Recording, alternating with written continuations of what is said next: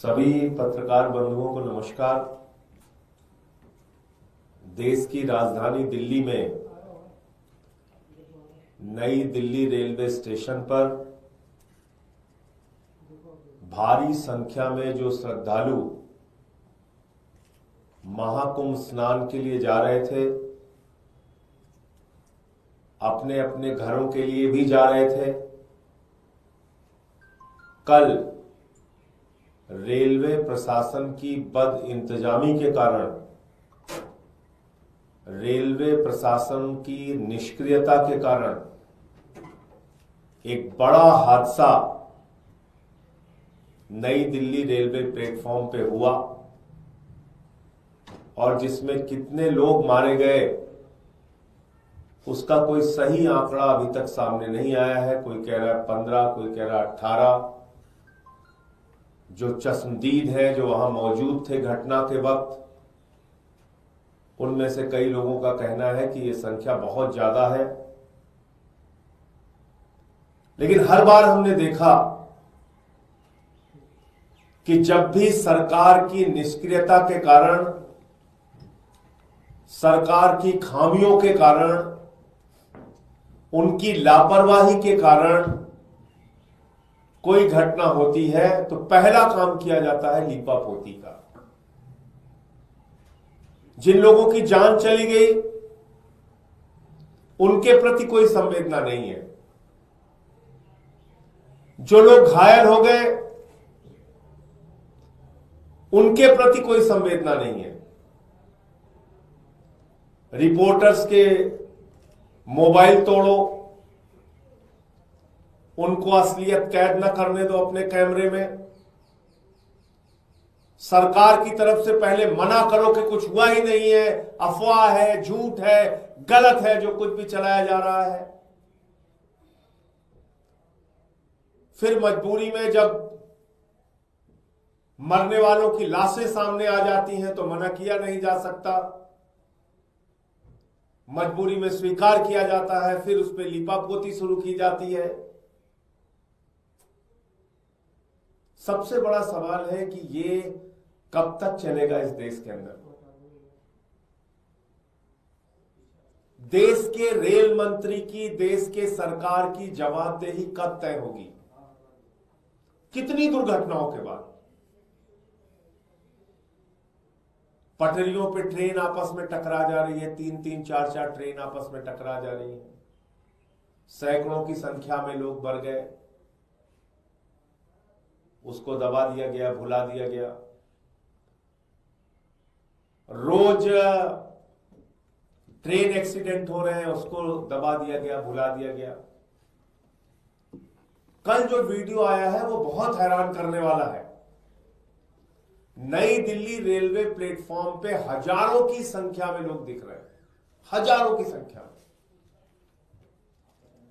पूरा प्लेटफॉर्म भरा पड़ा हुआ है, लेकिन वहां रेलवे का प्रशासन नहीं दिख रहा है। उस भीड़ को कैसे व्यवस्थित किया जाए, कैसे नियंत्रित किया जाए, कैसे लाइनों में किया जाए, इसके लिए कोई रेलवे प्रशासन नहीं दिख रहा है। भगदड़ हो गई, लोगों की जान चली गई, रेल मंत्री जी इनकार कर रहे हैं पूरी घटना से, कुछ नहीं हुआ। दिल्ली के एलजी महोदय एक ट्वीट करते हैं, 29 मिनट बाद उस ट्वीट को एडिट करते हैं। आप ये करने के लिए बने हुए हैं। एक ट्रेन जो 12 नंबर प्लेटफॉर्म पे आनी थी, अनाउंसमेंट हुआ 16 नंबर प्लेटफॉर्म पे आएगी, और बताते हैं कि उसके कारण भी भगदड़ हुआ। असली वजह क्या है वो और डिटेल में, जब ऐसे ही घटना उत्तर प्रदेश में महाकुंभ के दौरान रेलवे स्टेशन पे हो चुकी है, प्लेटफॉर्म को बदलने के अनाउंसमेंट की वजह से, तो क्या रेलवे प्रशासन को यह समझ नहीं थी कि अगर इतनी संख्या में लोग इकट्ठा हैं और अचानक आप ट्रेन के बदलने का अनाउंसमेंट करेंगे तो उससे भगदड़ की स्थिति पैदा होगी, और जो कि हुआ। और इतनी बड़ी घटना के बाद उसको इनकार करने पे सब लगे हुए हैं। तो इसलिए कई बार ऐसा लगता है कि क्या मरना हम लोगों की नियति बन गई है। कभी नोटबंदी के बाद लाइनों में खड़े होके मरना है, कभी कोरोना की महामारी में मरना है, कभी महाकुंभ में मरना है, कभी ट्रेन के एक्सीडेंट में मरना है, कभी रोड के एक्सीडेंट में मरना है, कभी रोजगार मांगने पे मरना है, तो कभी फसल का दाम मांगने पे मरना है, कभी फ्लाईओवर के टूटने पे मरना है, कभी पुल के टूटने पे मरना है। ऐसा लगता है मरना हमारी नियति बन गई है और कोई फर्क नहीं पड़ता सरकार को। संवेदनहीनता की पराकाष्ठा है, कोई फर्क नहीं पड़ता सरकार को। इतनी बड़ी बड़ी घटनाओं पे ऐसे बयान दिए जाते हैं, शर्म आएगी आपको। महाकुंभ में इतने लोग मर गए, कहा जाता है साहब वो तो मोक्ष को प्राप्ति हो गए। तो मोक्ष की प्राप्ति उन लोगों को दीजिए जो उस बद इंतजामी के लिए जिम्मेदार है, उनको भी बोलिए आप मोक्ष प्राप्त कीजिए। ये आपके घाव पे नमक छिड़कने की प्रवृत्ति सरकार की कब तक चलती रहेगी। ये बड़ी बड़ी घटनाओं पे लीपापोती करके अपने गुनाहों को दबाने की कोशिश कब तक चलती रहेगी। जहां पे लाशें रखी गई हैं वहां पुलिस के जवान खड़े करके मरे हुए लोगों की सुरक्षा करके क्या दिखाना चाहते हैं, संख्या को छिपा के आप क्या बताना चाहते हैं कि आपको अपनी गलतियों से सीखना नहीं है, आपको घाव पे नमक छिड़कना है। इसलिए मैं आम आदमी पार्टी की ओर से, अपनी ओर से, जो लोग इस घटना में मारे गए हैं उनके प्रति अपनी गहरी संवेदना व्यक्त करता हूं। ईश्वर से प्रार्थना करता हूं कि उनके परिवारजनों को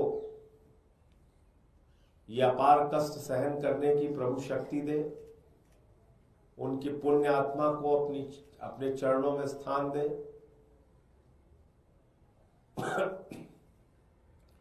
और इस सरकार को सद्बुद्धि दे कि कम से कम ऐसी घटनाओं पर संवेदनशीलता दिखाइए, उसको मना करने की, लीपापोती करने की, झूठ बोलने की प्रवृत्ति को छोड़िए